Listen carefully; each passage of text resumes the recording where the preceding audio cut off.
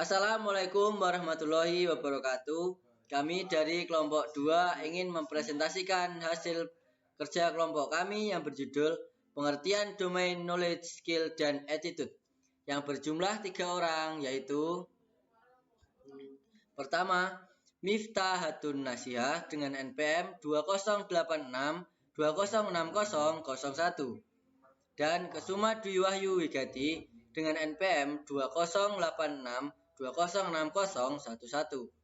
dan saya sendiri Rizky Okta Prasetya dengan NPM 2086206080.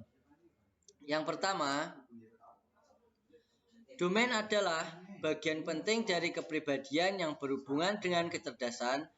Domain pendidikan dalam suatu proses pendidikan terdiri dari 3 domain, yaitu domain kognitif, domain afektif, dan domain psikomotor. Ketiga domain ini dikenal dengan istilah taksonomi Bloom atau 3 ranah domain pendidikan menurut Bloom. 3 domain ini menjadi takaran atas keberhasilan pendidikan di sekolah yang dituangkan dalam kurikulum. Selanjutnya, dalam domain pendidikan terdapat 3 domain diantaranya yaitu 1. Domain kognitif, domain yang berkaitan dengan peningkatan pemahaman dan pengetahuan terhadap disiplin ilmu, pengertian istilah-istilah dari ilmu yang dipelajari, memahami dan mengetahui teori, hukum dan dalil ilmu. Domain kognitif dihasilkan melalui proses pendidikan atau proses pembelajaran. Yang kedua, domain afektif, yaitu domain yang menekankan pada perubahan sikap, nilai-nilai yang baik, etis, mulia, sopan, santun, dan berakhlak mulia dari peserta didik. Domain ini erat kaitannya dengan pendidikan karakter atau budi pekerti. Sikap-sikap dalam domain afektif tampak dalam perilaku sehari-hari peserta didik dalam pergaulan, baik di sekolah, di rumah, dan di masyarakat. Dan yang ketiga, domain psikomotor, yaitu domain yang berkaitan dengan keterampilan sehingga dapat menghasilkan karya yang bermanfaat bagi dirinya, keluarga, dan masyarakat. Domain psikomotor tampak pada karakter kerja keras, tangguh, tanggap, kemampuan bersaing, dan profesional.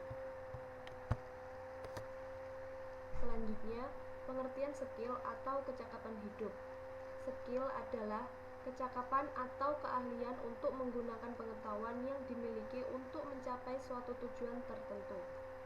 Kecakapan atau keahlian tersebut dapat dimulai dari pelatihan tertentu, tetapi untuk dapat menguasai keterampilan tertentu, faktor paling utama adalah terus berlatih dan menambah pengalaman di bidang yang dibutuhkan.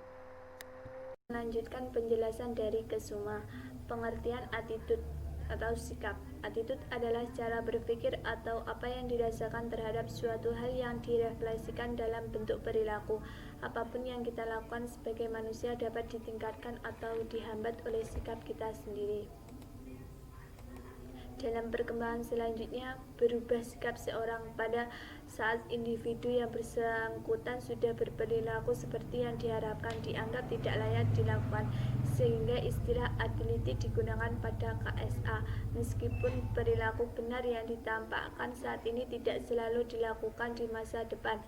Mixel, Cuneos, dan Adie Restien 1997 menggunakan istilah ability tersebut disertai dengan pembeda antara tujuan instruksional objektif and hasil pembelajaran learning outcomes. Abilities berangkat dari sudut pandang hasil kinerja peserta didik, sementara attitude berangkat dari sudut pandang strategis pelaksanaan pelatihan pada peserta didik.